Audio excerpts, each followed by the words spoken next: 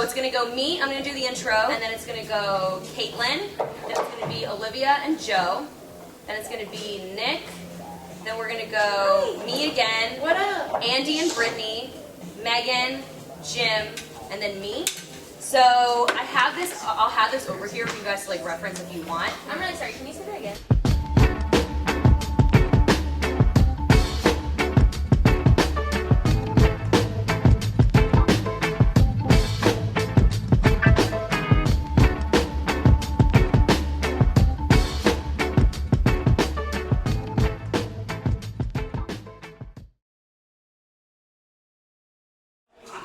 Welcome to my storytelling event. I hosted my first one back in March at the Cake Shop, and I promised myself that after I'd done the first one, that yes, I would do one, but no matter like how scary or like how bad the first one went, that I would do two. So I booked two at the same time because I wanted to see that I could do it twice, and the first one went well, and it was exciting, and it was a hell of a time. So we are here, and we are back to party with a bigger crowd and even more spectacular storytellers for you. Thank you for coming back. So the only thing better than seeing some of the same people here again is seeing even more new faces. And welcome to the weirdness. So good to have you here. But before we get started, I'm going to tell you a little bit about me first. So my name is Olive. Some of you might recognize me from my blog, and some of you are probably like, who the hell is this? So my name is Olive. I am, by day, a professional copywriter in New York City, but what I really love to do on the side, like my genuine passion, is like storytelling. And it's like, it's strange, but there's actually a little bit more to it. And, strangely enough, a story to go behind it. So if you really to think about it, every good story starts with, one of two lines. You either have a once upon a time, or you have, in my case, more often than not, a so about last night. So, about last night, I'm like sitting in my room and I'm like, I'm hungry and I also don't know how I'm going to start this story. So I came up with this. Once upon a time, I was 15 years old and I was sitting in my high school cafeteria and it was breadstick day. And breadstick day is like the best day. I know. It was like and I got two. Yeah, it was like $2 for $1. And so I'm like, $2 for $1, and I'm like walking back, and these girls at a lunch table near me were like, oh, like what's up? Like come over here. Like, do you want to join our Secret Santa gift exchange? And can I have a breadstick? And it was like a total double whammy. Like, but like I had nowhere else to walk. So I was like, okay. So one less breadstick and a yes later, I am sitting there at Yankee Candle clearance section, and I get like this really terrible smelling candle, and I'm like, peppercorn, like diaper sangria, like that sounds good to me. Like, Lauren will love it. She'll love it. So I buy it, and and then the gift exchange day comes, and so we sit there. And the thing is like I didn't really know her, and she didn't really know me, and to me that's kind of the best part of the story. So we're sitting there at the lunch table, and I give her my, a cookie and this candle, and she's like, "Oh, this is the best," And then she hands me a gift herself, and it was very generic, and it was very from Borders, fair is fair, and it was a journal. So I was like, "Hey, thanks." And I took it. So I go home, and it's around Christmas time, kind of New Year's Eve time too, and I'm hanging out with my mom, and we're talking about how much rice we make for dinner, because we're Asian, and we're talking about end of the year goals, New Year's resolutions. So I'm like, well, I don't really want to work out much, and I don't want to eat less, and I'm not going to eat I'll wake up earlier, but probably not. So I need to think of something else. And so my mom was like, and she was like, hey, can you hand me a pen out of that bag? So I go to grab a pen out of my bag, and I dropped my bag, and the journal fell out. She's like, well, what's that? And I was like, this chick at school, Secret Santa gift exchange, weird times, it's a journal. And she was like, oh, that's a really nice journal, Olive, you should use it. I like to write. And right now I'm kind of a lazy piece of shit. Let's try it out. Maybe I can shove this in my own face a year from now. So I did it. And I was so I decided to see if I could do it, write every single day in this journal for 365 days just as a personal challenge to myself. And that was December 24th, 2004. And it is now May 31st, Yes, it is. 2014, and I have not stopped. So every single day of my life since December 24th, 2004 has been accounted for, and that's weird. That's a lot. That's a lot of stories, right? So like everything from prom, driver's license, going to college, like, having a McChicken, having another McChicken, getting drunk, like, like making like lots of dumb mistakes and then like writing about it. So like apparently like my future self will never forget about it, writing about my friends' dumb mistakes, like all that kind of stuff. And I was kind of just sitting, I was kind of becoming like internal journalist a little bit, but I never really had like a huge intention to do anything with it because I was like, what do you do with it? So there I am, like senior year of college, and I just kind of like had this epiphany. I was like, I'm gonna move to New York City, and I'm gonna be a writer. Yeah, because that's how that works. And so I left. And I ended up starting this blog, and it's called olivethepeople.com. And it is about me, like, to an extent, but it's so much about you guys. It's so much about like the people that I've met along the way, and 9 of them are here, and they're here to share their stories, some of which you will find on the blog, most of which you will not. So this is a very, very special event for us. But one of the key players on my blog is actually, she goes by the alias of Penny Erickson. She is my best friend. She is out of her damn mind. And she flew all the way here for the weekend. She's here for 36 hours. And she flew in just so she could tell you this story. So, without further ado, I'm going to introduce my first storyteller. This segment is called How to Look Crazy Without Really Trying.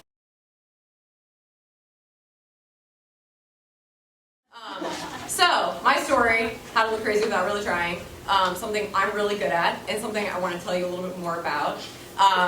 So to give you some background, I guess, some insight into the person that this story is about, have you guys ever been with somebody and you just, like, you knew it was not going to work out? Like, from the first, you just knew, like, it was not going to work out. And it could have been anything, like, it could have been, like, different backgrounds, could be, like, the religion thing, it could be, like, a full back tattoo with like a cross and angel wings on the shoulder blades. Not from personal experience, just saying, could be that. Or, it could be just that you have different senses of humor. And here's kind of where Chris enters the story. Chris is his name. I had met him at home. I worked at an ice cream store. He worked at the Jersey Mike's next door. It was very romantic. He left his number for me on a napkin by the register, and it was hot and heavy ever since. So basically, it was supposed to be like a summer fling, because I really wanted. That was home. I was born from a very small town. There's not a lot to do there. Not a lot of people there, to be honest with you. So it was supposed to be a summer fling, but he's quite the lingerer. It turns out he just lingered. And he just kept on lingering into October, actually, past the summer, all the way into the fall. So I went back to school. He stayed back at home, which is about 5 hours away. And I went back to school, and I was kind of like, I'm over this shit. Like, nice knowing you. It was fun. Whatever. I'm over it. And he was, like I said, lingering around. He was like, no, we can make this work. I'm good. And I'm like, okay. So I figured, okay, I need to give this like one last college try, unattended. So I'm like, you know what? It's October. Halloween is perfect. Like my house, all my housemates and I, Olive being one of them, my BFF at the time, still is. I was like, you know what? He's never met them, so maybe maybe he meets them and he like knocks their socks off. Maybe they love him, and that's going to be like the turning point, and maybe the sparks will fly and things will be great. I'm like, this could happen. Who knows, right?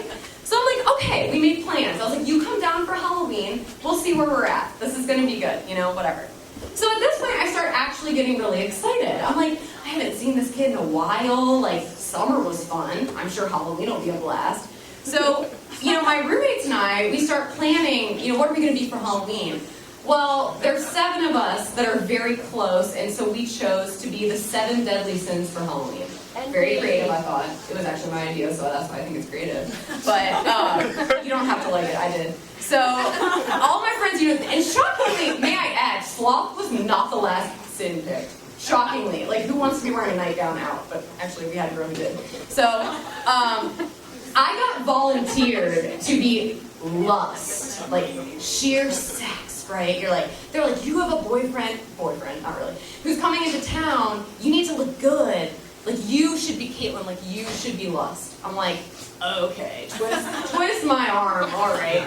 So I'm planning this. I'm like, yeah, this is gonna be good. Like, I haven't seen him in months. Like, I'm gonna look so good. I like plan this forever, try to find this sexy outfit, black lace dress thing, whatever. And I'm telling him about it the whole time. I'm texting him. I'm like, yeah, we're gonna do the 7 deadly sins. I'm lust, but it's whatever. I guess I'm excited to see you. I don't know. So he tells me, he texts me like 2 days before he's supposed to come. He's like, yeah, I'm going costume shopping today. And I'm like, cool. I'm like, what are you gonna be, like a cowboy, like a sexy fireman? Like, you know, I'm being lust, right? Like, I'm literally being the hottest thing you can be. Like, come on, give me something, right?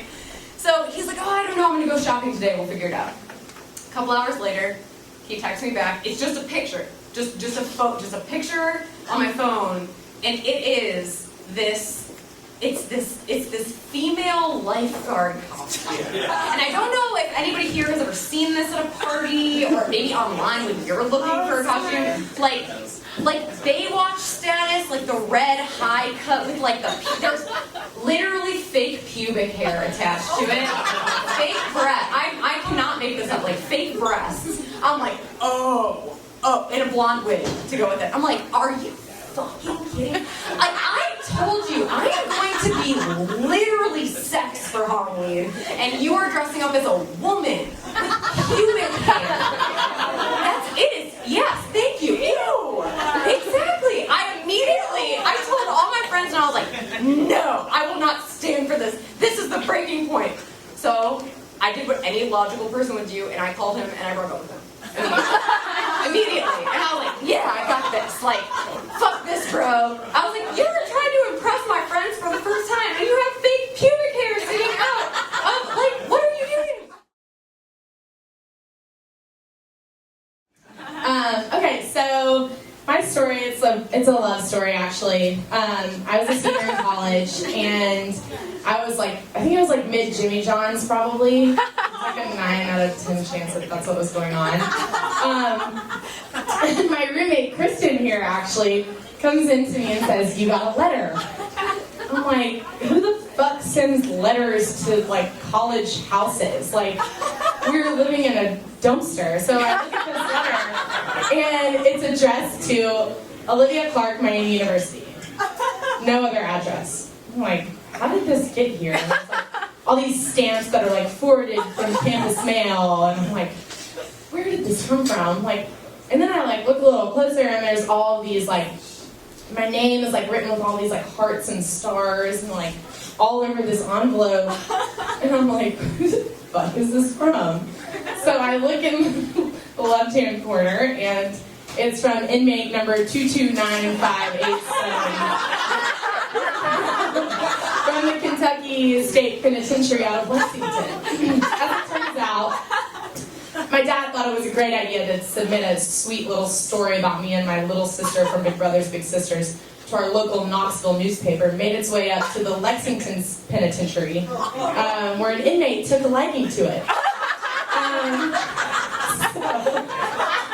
So my dad was really pleased that his gesture had reached such a broad audience.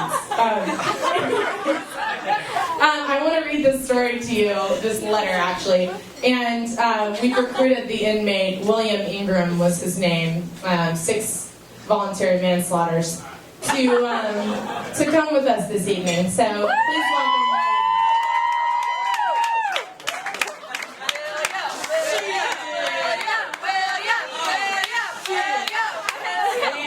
Girl, how you doing? This is our good friend Jet. Wait, do you have another mic for him? Here, Joe, right here. Oh, shit. Okay, so we're going to do a little back and forth so you can understand. Olive helped me, by the way, craft a response to this letter, just for fun. Shall we? What's up, sexy? Oh, wait, before we get going. Oh, shit. This is the actual letter that was written to me. for those of you who may not have understood the concept. What's up, sexy? How you doing? Fine, I hope. I know, you're probably saying, who the hell is this writing me? Well, my name is William Ingram. And I was reading the newspaper a while back and I saw you. And I must say that you are so sexy and to the point. I just had the right to tell you that. In agreement with your assumption, I am indeed busy, but I found time to holler back. And although you said you don't want nothing from me but friendship and a sexy picture, I have to be honest, your signals are a bit mixed.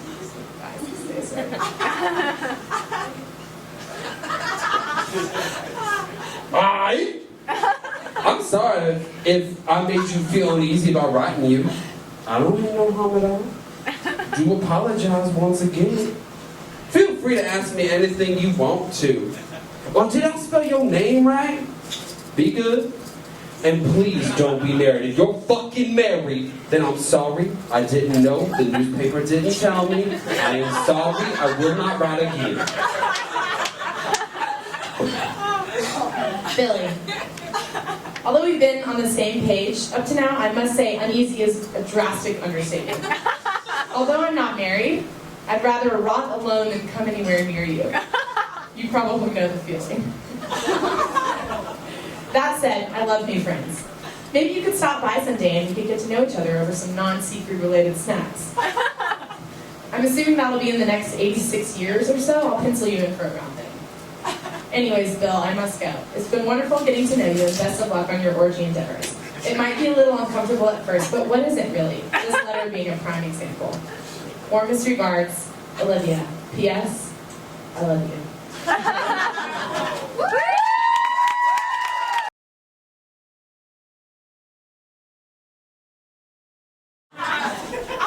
So this was back in like September 2012. I'm living in New York City and I am at my Upper East Side abode, and as routine would have it, I am wildly unconscious at the dawning hour of 12 p.m.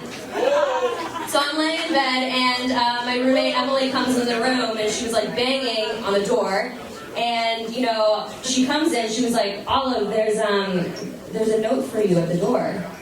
And I sit up out of bed and I look to my right, and Nicole isn't there. And before anyone gets any weird ideas, she was in between apartments and she was staying with me for about 2-3 weeks. And so if she wasn't with me overnight, then where the fuck was she? And so my other roommates Caitlin and Emily, they're like, Olive, chill, calm down, let's talk about this. And I was like, let's recount last night, all right? Let's focus here. What happened?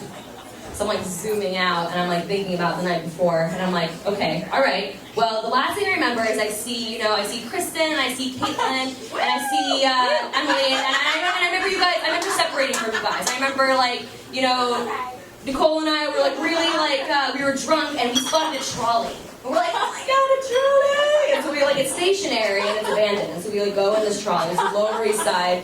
Never saw this trolley again. Very well could have been a figment of my imagination. So we go in and we're dancing, we're having a good time, and all of a sudden there's this really scary man pops up from the back and says, what are you doing on my trolley? And I'm like, oh my god, what are you doing on this trolley? And he was like, I live on this trolley. I was like, oh my god, you were homeless and you live on this trolley. And we lots of conversation that should not have happened, and we freaked out and left. So we jet out of there, we sit on this bench. We go 3 deep and we sit on this bench. We're like, let's get out of here. And we're trying to recuperate our thoughts, and all of a sudden I hear this voice from the right side, and the voice, all the voice said was, hummus. And I was and I looked over, and there's a man, and he's standing there. I don't make this shit up. There's a man standing with 2 spoons. He was like, hummus? He's like, and I looked up, and we're sitting outside of a falafel shop, and they were giving away free samples of hummus that I used to make.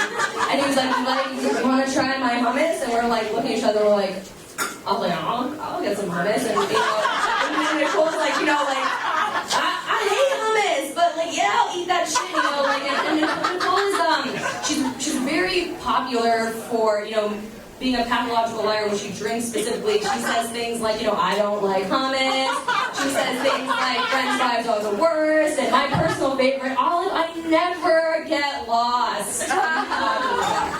So we're sitting there, we're like eating the hummus, and then all of a sudden, you know, Sar, who was the name of the falafel employee, he was like, hey, so ladies, like my shift gets over like now. Do you guys want to go to the clubs? And we're like, yeah, let's go to the clubs. And like, you know, we're like, you know, we have a compromised mindset, you know, so we say yes. And so, you know, my friends, you know, like Caitlin and Emily, they're like, okay, so she didn't get kidnapped by the homeless man in the trolley. But you did go to the clubs with the hummus guy. And I'm like, yeah. So at one point we're at a bar with the hummus guy, and I remember him. He's like sitting in the middle, and at one point he like does like one of these numbers, like puts his arm around us, you know. And I'm like sitting there, and like 20 minutes later, I like kind of like snap out of it, and I was like, I'm in the warm embrace of a falafel employee. I was like, I gotta go. This is an issue. So I was like, I didn't tell Cole, I'm like, we gotta get out of here. And so like I grab her hand, and you know, and then we go to the next bar to meet my friends. And my friends are like, yes, oh my god, yes, I remember seeing you at this bar. Like, that's it. Like, what happened after that? I'm like, what happened after that? I don't know. So we like get there, and I remember like everybody's like very like scattered, and they're very like dispersed. And you know, Nicole's a very beautiful girl. She's attractive, she's fun, and she attracts the weirdest fucking people. So we like walk in, and this guy was like, you. And he like grabs her, and all of a sudden she's like on the side of the room. And this guy easily had like one of like the top 8 like creepiest smiles I've ever seen, which is why he adopted the name Creepy Stripes. And like, it's a girl thing. You go out, it's kind of like you're talking to Creepy Stripes, you're talking to, you know, blue polo hat guy, you know.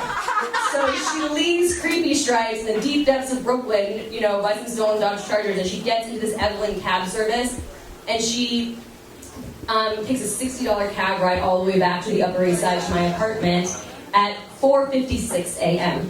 And when she gets there, she can't get into my apartment. I for sure gave her my keys, and she couldn't get into my apartment. So she goes into the Coffee Bean and Tea Leaf, which like opens up early, and she was like, hey, like, I'm gonna have a hot chocolate and one breaking and entering next door, please. Like, can you guys just like, they're like, I mean, no, I'm not gonna help you break and enter into an apartment that may or may not be yours, right? So logically, she buys the hot chocolate, and she gets a receipt. She asks to borrow a pen, and she writes me a note, and her feet hurt, so she puts her shoes in the note, and then she goes back to the Coffee Bean. Now, what I didn't know was the Coffee Bean has a back room.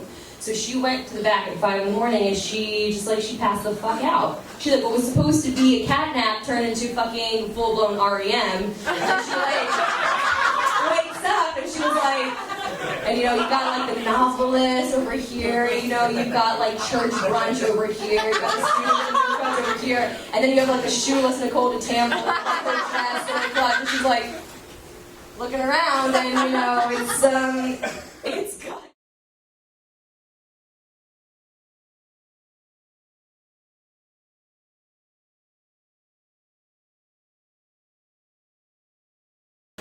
I need to get some. And I need to get it now. Hello. I'm a guy, and it's been too damn long. Just gonna reach for my phone right quick. Come over. Nope. Too aggressive. Let's get it on. No. Way too aggressive. Sorry. Let's think casual. Hey, what are you up to? Alright, well let's see. So it's currently 10:30 p.m. I have zero plans for tonight. I'm no fool. This is a booty call. Shit, she's already here? Hey! Yeah, what's going on? Tour the place? Sure. Conveniently in the tour in the bedroom. My signature. And this is my room. Oh my god, is that your grandma? Yeah, that's my grams, you know. Such a sweet old lady. Are you guys closed? Totally closed. You know, I just went grocery shopping with her last week. Poor thing, she couldn't even reach up for the Raisin Bran, so what could I do? I just swooped up there and helped her the best I could. I even poured her a bowl the next morning. I wanted to do something nice. Cute. Does she live in the area? No, she actually lives in Croatia. Okay, so where do I change? I could deep pants in front of him, but it's a risky move considering I can't remember what underwear I have on. Like, it could be laundry day underwear and I would never forgive myself. So, do I change here? Do I go to the bathroom? Preach. Hey, where's your bathroom? Straight back past the kitchen. Okay, great. Thanks. I'm walking to the bathroom. Oh, hey, old friend. Okay, checked. Got my good underwear on. I'm ready to go. I'm gonna stomp back so he knows that I'm coming. I hear stomping. She must be on her way back. But wait, what do I wear? What about the birthday suit? Naked man!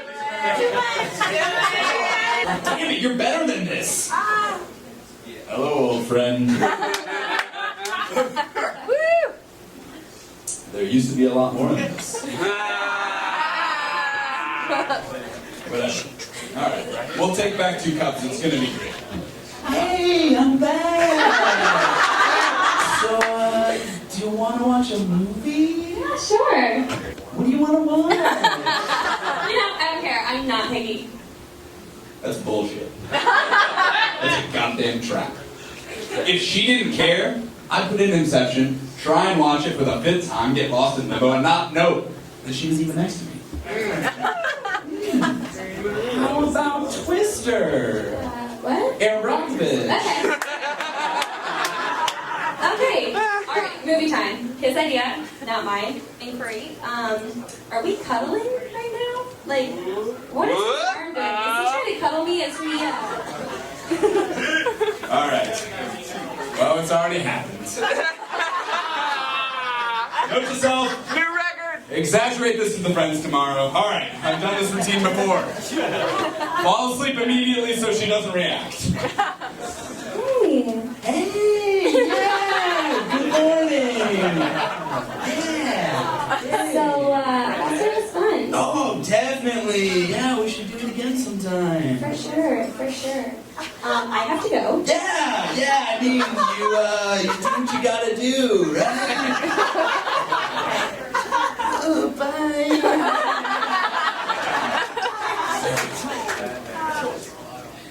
Dude, bro, how was last night? I totally got some last night. She wanted me so bad.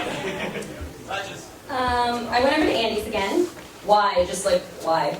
It was so fucking dumb, and I'm never going over there again. That is a complete lie. Yeah, I know.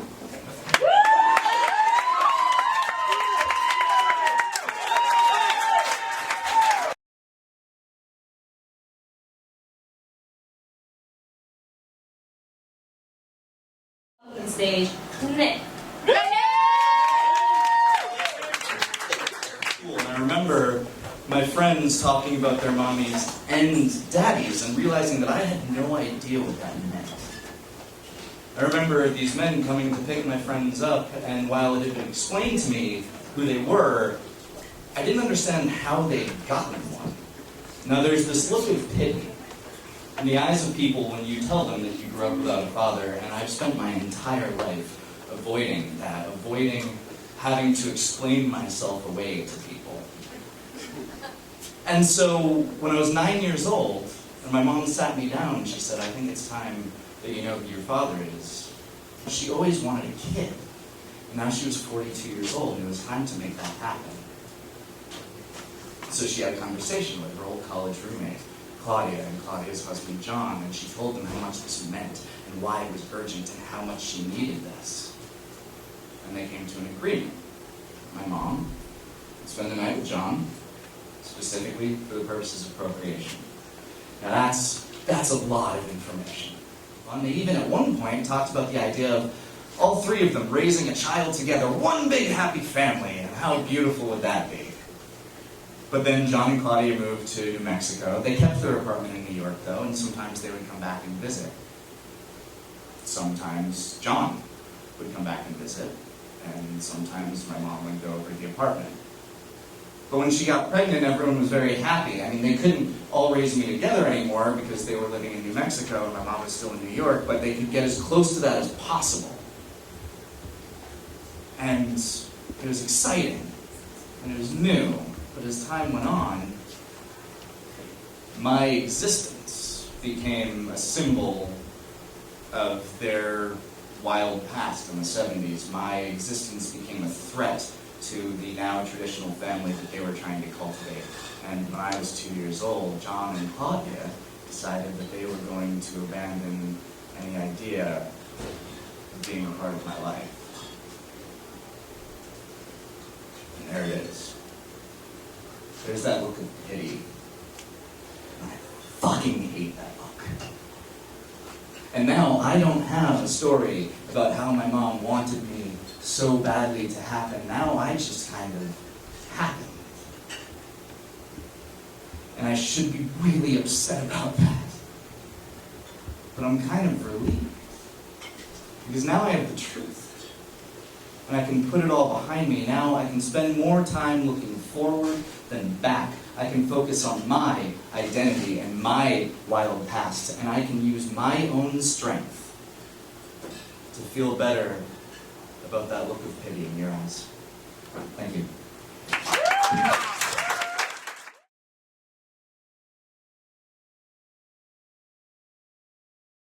So when Olive told me that this event's theme would be Let's Hook Up Sometime, for whatever reason the only story I could bring to my mind was the time I made out with a cab driver in San Francisco for a ride home.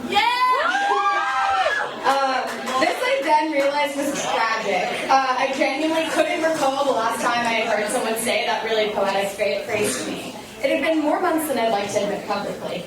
I immediately grabbed my phone, opened my Tinder app, and started swiping rather ferociously. I'd had Tinder on my phone for a while and would occasionally swipe, if only out of boredom or a desperate need for a dismal amount of male attention. A message such as, "Sup cutie," or "Damn, you're banging," seemed to satiate that. Whenever I'd get to the point in the conversation where they suggested we meet up, I usually would decide that Ben & Jerry's and my Netflix account were much higher priority than the potential of sleeping with this guy. No matter how attractive he looked in his profile pictures or how witty his Tinder banter had been. But the sudden realization that my dry spell had been long enough for New York City to transition through not 2, but 3 seasons made me decide to put away the fish food, tuck my running shoes under my bed, and give one of these guys a shot. I would go on a Tinder date, I decided, and working under the assumption that he didn't smell like a dead rat or weighed 300 pounds more than he did in his photos, I would hook up with him. Get it, girl. So, I was swiping one morning after I decided to get drunk with someone somewhere, and a particularly cute guy suddenly popped up in my messages. My pages are stuck together. He was my age, and thus not too intimidating. He looked relatively sane and very attractive in the 4 profile pictures he had posted, although I thought to myself, I suppose this could be a catfish scam. And so, in response to his sort of sweet/slightly forward message, at least relative to the mini haze I had gotten, I decided he would be my victim. "Let's get drinks," was my reply. I might be overstating my boldness here. There was definitely some frivolous small talk involved, but this is my story, so go with it. So we had not 1, but 2 nights of drinks in our neighborhood. We both conveniently live in Bed-Stuy, and given my propensity for seamless Netflix marathons and all things instant gratification, convenience is very important to me. +1 right off the bat, walking distance. The first night, I was awkward and bumbling and nervous. I had gotten drunk with someone somewhere the night before, and so I really couldn't do more than 1 drink before I told him I needed to call it a night. The second time went better. We had more than 1 drink, I wasn't hungover, we sat and talked and seemed more at ease with one another, and then afterwards he walked me home, all the way home. Please note that he lives across the street from the bar that we were at. I figured my mission was as good as accomplished, but instead of a passionate goodbye that would have inevitably ended in me extending an invitation to come out, he gave me a quick perfunctory hug like we were middle schoolers at one of those dances where chaperones attack people who dance too closely with a ruler. I mulled this over for a few minutes, feeling confused. Clearly, I was doing something wrong. So the next day, I decided to get drunk with someone somewhere after we got off work. We went to have, quote, 1 glass of wine, which quickly unraveled into 7. I decided that this was my moment. I called him and told him, not asked him, that he was going to hang out with me. He wasn't He said he wasn't really trying to leave his house so that I could come over. He'd make me a drink.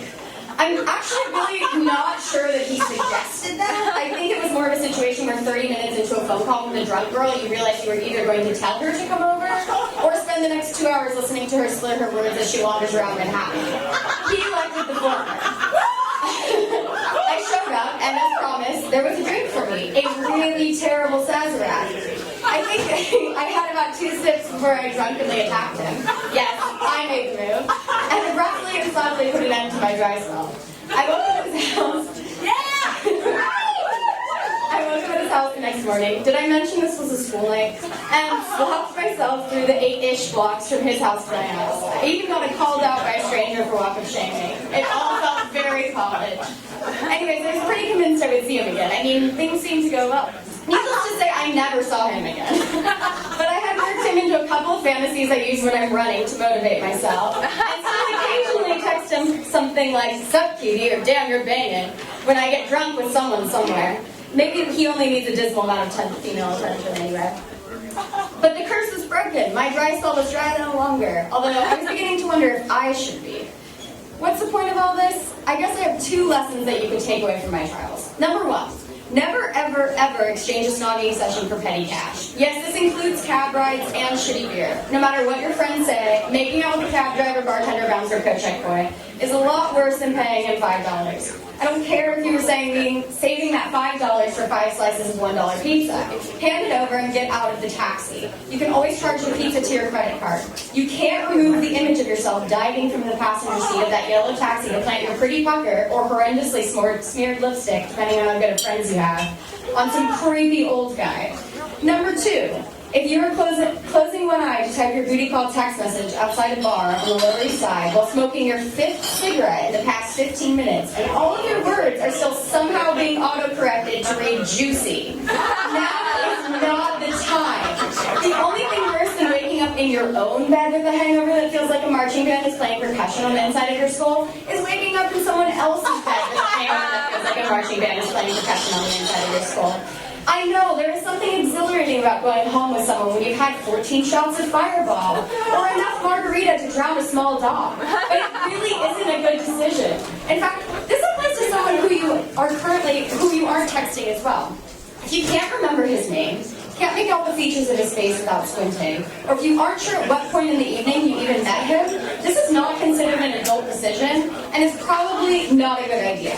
Go home, you're drunk. I should know.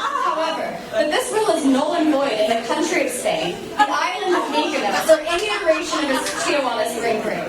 In these situations, if you're making good life decisions, you're making a really bad life decision. I'd like to end this list of advice with a little caveat. A reminder that when Olive told me that the theme would be "let's hook up sometime," the first memory I was able to conjure up in relation to the topic was the time I participated in junior prostitution so that my 4 friends and I didn't have to split a $20 cab. Don't take any form of advice from me.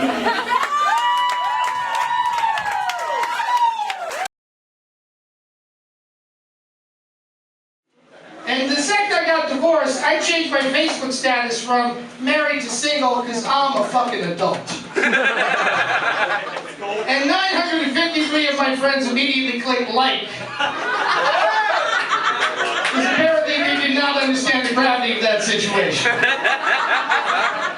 And the next thing that happened was I got a Facebook message. You know that little ding that happens with a face? It's never a good thing because your friends have your cell phone number and they will fucking text you. When you see that Facebook message pop up, you know that is a shitty human being that you do not really want to talk to. And the bing, it just popped up and it says, "Remember me?" And I did remember her because she was, in my life, up to that point, the best sex I had ever had. Because she was fucking crazy. And crazy girls just fuck way better. Now, I'm not even kidding about that. If you get a woman with like low self-esteem and daddy issues, she will fuck you like she has something to prove. Like, do you love me now? No, but keep going. This is great. So when she got in, "Do you remember me?" And they're like, "Dude, gotta remember you. You always remember the crazy ones." In this case, I remembered her because if I ever got stabbed, I want to be able to tell the police who did it.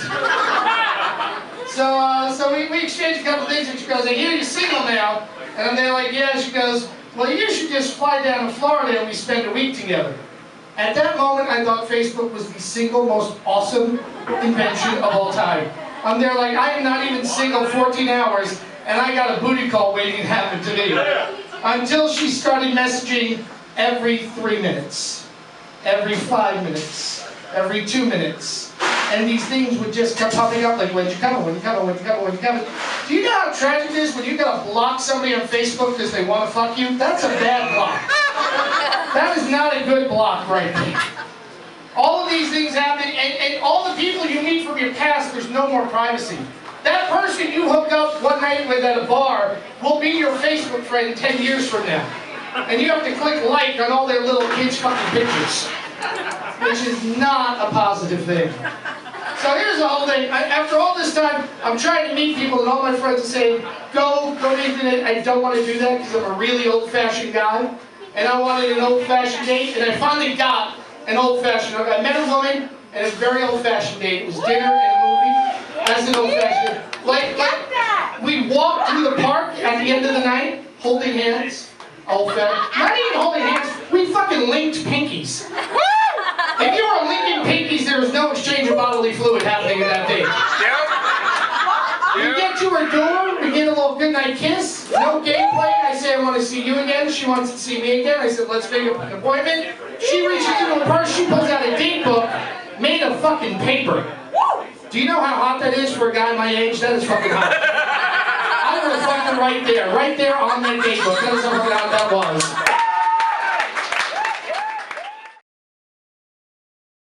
And I find myself like going to the bars and I'm like, yeah, check out my blog, it'll tell you everything you need to know, but not realizing that I wasn't really sure if I was living in the shadows of my digital persona or if my persona was living in the shadows, you know, vice versa. And it really started like kind of bothering me a little bit, and so it was one of the really big reasons why I kind of wanted to host like this second storytelling event, you know. It was hooking up that idea between like the person in the paper, you know, and the digital person and the real person.